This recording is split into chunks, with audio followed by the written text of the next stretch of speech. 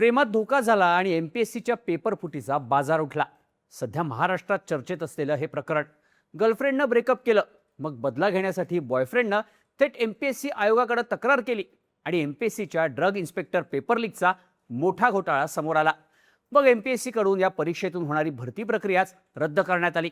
या प्रकरणात 3 अधिकाऱ्यांसह 6 जणांना अटक झाली। फक्त एकाच विद्यार्थिनीला हा फुटलेला पेपर मिळाला असा दावा आयोगाकडून करण्यात आला। पण क्राईम ब्रँचच्या तपासात काही धक्कादायक खुलासे व्हायला लागलेत। या पेपर फुटीची व्याप्ती मोठी असून यामध्ये अजून काही विद्यार्थी संशयाच्या भोवऱ्यात असल्याचं सांगितलं जात आहे। इतकंच नाही तर यामध्ये आरोपी असलेला नंदुरबारचा शिक्षक प्रवीण पाटील याच्याबद्दल सुद्धा धक्कादायक खुलासे झाले। आता ऋतुजा पाटील, गौरव पाटील या गर्लफ्रेंड बॉयफ्रेंड मधलं चॅटिंग सुद्धा समोर आलंय। तसंच ऋतुजाचं तिच्या मैत्रिणीसोबतच्या चॅटिंगमुळे या प्रकरणातले एक एक धागेदोरे समोर यायला लागलेत। एमपीएससी पेपर फुटी प्रकरणात नक्की कोणते खुलासे झालेत, गौरव, ऋतुजा आणि तिच्या मैत्रिणींमध्ये झालेलं चॅटिंग नक्की काय होतं आणि या पेपर फुटीची व्याप्ती मोठी असल्याचं का सांगितलं जात आहे, पाहूया त्या व्हिडिओमधून। नमस्कार, मी शार्दूल आणि तुम्ही बघताय बोल भिडू। 22 मार्च 2026 ला औषध निरीक्षक गट ब या पदासाठी राज्यात 6 विभागीय मुख्यालयांच्या केंद्रावर चाळणी परीक्षा घेण्यात आली। 12 जूनला या परीक्षेचा निकाल जाहीर झाला आणि यातून 506 उमेदवार इंटरव्ह्यूसाठी पात्र ठरले। या इंटरव्ह्यूला सुरुवात झाली। 1 जुलै आणि 22 जुलै दरम्यान इंटरव्ह्यू झाले। त्यानंतर एमपीएससीने आपल्या वेबसाईटवर 488 उमेदवारांची तात्पुरती गुणवत्ता यादी जाहीर केली आणि 485 जण पात्र ठरल्याचं सांगितलं। पण 21 जुलैला ड्रग ऑफिसर गट ब परीक्षेचा पेपर फुटल्याची मोघम तक्रार आयोगाकडे आली होती। पण 23 जुलैला गौरव पाटील नावाच्या अकाउंटवरून पुरावे पाठवण्यात आले। मग हा ईमेल, पुरावे हे सगळं सोशल मीडियावरून व्हायरल झालं आणि एमपीएससी औषध निरीक्षक पदाचा पेपर फुटल्याचं समोर आलं। आता ही तक्रार ज्यानं केली त्याचं नाव गौरव पाटील। त्याची गर्लफ्रेंड ऋतुजा पाटील ही एमपीएससीच्या औषध निरीक्षक परीक्षेसाठी तयारी करत होती। तिचे वडील अमृत पाटील यांनी या परीक्षेचा पेपर विकत घेतला होता। तो ऋतुजानं आपला बॉयफ्रेंड गौरव पाटीलला सुद्धा पाठवला होता। पण 22 मार्चला पेपर झाला, त्यात ऋतुजा पास झाली। पण त्यानंतर गौरव आणि ऋतुजामध्ये वाद झाले, वाद टोकाला गेले आणि या दोघांचं ब्रेकअप झालं। मग ब्रेकअपचा राग गौरवच्या डोक्यात होता आणि त्यातूनच त्यानं पेपर फुटल्याची तक्रार केल्याचं समोर आलं। अर्थात नंतर त्यानं ही तक्रार मागे सुद्धा घेतली। पण विषय गंभीर असल्यानं आयोगानं या प्रकरणाची चौकशी सुरू केली। या प्रकरणात क्राईम ब्रँचकडून तपास करण्यात आला आणि पेपर फुटीचं प्रकरण उजेडात आलं।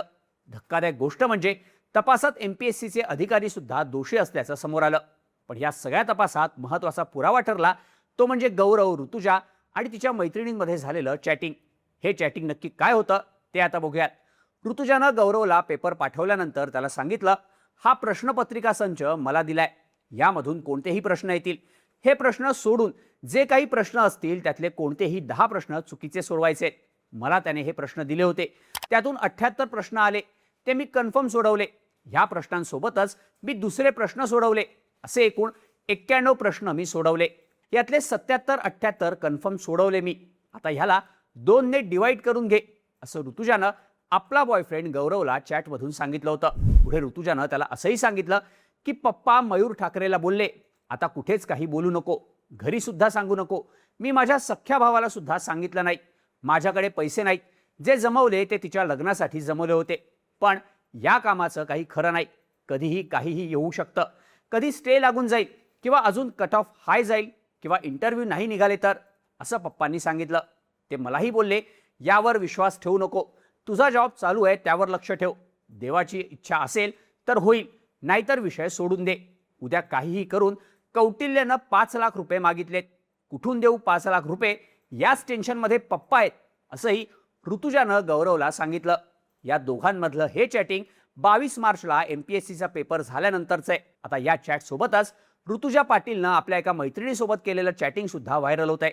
यामध्ये तिच्या ऑफिसच्या मैत्रिणीनं तू TCS मधून राजीनामा दिलास का, असं ऋतुजाला विचारलं। त्यावर ऋतुजानं हो असं उत्तर दिलं। त्यावर मैत्रिणीने तुला दुसरीकडे जॉब मिळाला का, असं विचारल्यावर ऋतुजा तिला म्हणाली, मला ड्रग इन्स्पेक्टरची परीक्षा चांगली गेली आहे। त्यावर मैत्रीण म्हणाली, अगं तो पेपर तर खूप कठीण असतो, एवढा अभ्यास कसा केलास? त्यावर ऋतुजा हसत म्हणाली, अभ्यास नाही ग, कोणाला सांगू नकोस, मला आधीच प्रश्नपत्रिका मिळाली होती। त्यावर मैत्रिणीने कसं काय असं विचारल्यावर मिळाली आता ते नाही सांगू शकत, असं उत्तर ऋतुजानं दिलं। तेव्हा मैत्रिणीने सांग ना, मी कोणालाही सांगणार नाही असं म्हटल्यावर मी तुला सांगते, तुझ्यावर विश्वास आहे माझा, पण कोणाला सांगू नकोस, ऑफिसमध्ये पण कोणाला कळायला नको असं म्हणत मी ड्रग इन्स्पेक्टर परीक्षेसाठी 50 लाख रुपये भरले. पोस्ट चांगली होती असं उत्तर ऋतुजानं दिलं. त्यावर तिच्या मैत्रिणीनं कशी काय लागली लाईन, आम्हाला सांगायचं ना असं तिला विचारलं. त्यावर ऋतुजाने मोठे धक्कादायक खुलासे केले. ऋतुजा आपल्या मैत्रिणीला म्हणाली, आमच्या नंदुरबारमधून लागली लाईन. नंदुरबारला कौटिल्य फाउंडेशन आहे ना, त्याचे मालक आहेत प्रवीण पाटील सर. त्यांनी 2 दिवस आधी प्रश्नपत्रिका दिली होती मला पेपर नाशिकला मिळाला. मी तिथेच अभ्यास केला. त्यातले 80 प्रश्न आले होते. त्यावर मैत्रिणीनं स्कोर किती येतोय असं विचारल्यावर ऋतुजानं 155 असं उत्तर दिलं. ह्यानंतर मैत्रिणीनं भारी मस्त, ऋतुजा अमृत पाटील ड्रग इन्स्पेक्टर, आमची मैत्रीण ड्रग इन्स्पेक्टर झाली तर आम्हालाही प्राऊड होईल. यावर ऋतुजानं उत्तर दिलं, नाही ग, काय मजा घेतेस, सापडले तर नाव खराब होतं. यावर तिची मैत्रीण म्हणाली, लाईन चांगली असेल तर नाही सापडत. त्यावर ऋतुजानं सांगितलं, लाईन तर चांगली आहे, ते प्रवीण पाटील सर भरपूर पेपर फोडत असतात, कधीच सापडत नाहीत. MPSCचा फोडला तर बाकी काय असंही ऋतुजा म्हणाली. यानंतर ऋतुजानं माझ्या पप्पांचं नाव नको खराब व्हायला, माझ्या पप्पांचं खूप नाव आहे, नंदुरबारमध्ये कोणालाही विचार, अमृत नामदेव पाटील राज्य आदर्श शिक्षक पुरस्कार मिळालाय असंही ऋतुजानं आपल्या मैत्रिणीला सांगितलं होतं. आता या चॅटमध्ये ऋतुजानं व्यक्त केलेली भीती अखेर खरी ठरली आणि या सगळ्यात तिचे वडील अमृत पाटील, कौटिल्य फाउंडेशनचे प्रवीण पाटील आणि इतरांना पोलिसांनी ताब्यात घेतलंय. आता ही पेपर फुटी नक्की कशी झाली याच्याबद्दल कोणती माहिती देण्यात येते ते बघूयात. अमृत पाटील हे नंदुरबार जिल्ह्यातील शहादाच्या परिवर्धा जिल्हा परिषद शाळेत मुख्याध्यापक म्हणून कार्यरत होते, तर त्यांच्या पत्नी उज्ज्वला पाटील शिक्षक म्हणून परिवर्धा जिल्हा परिषद शाळेत कार्यरत आहेत. नंदुरबार जिल्हा परिषदेकडून अमृत पाटील यांना 2023-24 या वर्षासाठी आदर्श शिक्षक पुरस्कारानं सन्मानित करण्यात आलं होतं. पण आता याच अमृत पाटील यांना पोलिसांनी ताब्यात घेतलंय. या सगळ्याचा मुख्य सूत्रधार म्हणून ज्याचं नाव चर्चेत आहे त्या प्रवीण पाटील बद्दल आणि नंदुरबारच्या त्याच्या कौटिल्य अकॅडमी बद्दल सुद्धा माहिती मिळते. कौटिल्य अकॅडमी गेल्या 15 वर्षांपासून नंदुरबार शहरात कार्यरत असल्याची माहिती मिळते. मुंबई, पुणे ह्यासारख्या मोठ्या शहरांमध्ये जाऊन स्पर्धा परीक्षेची तयारी करणं शक्य नसलेल्या स्थानिक विद्यार्थ्यांसाठी नंदुरबारमध्येच मार्गदर्शनाची सुविधा उपलब्ध करून देण्याच्या उद्देशानं अकॅडमीची सुरुवात करण्यात आली होती.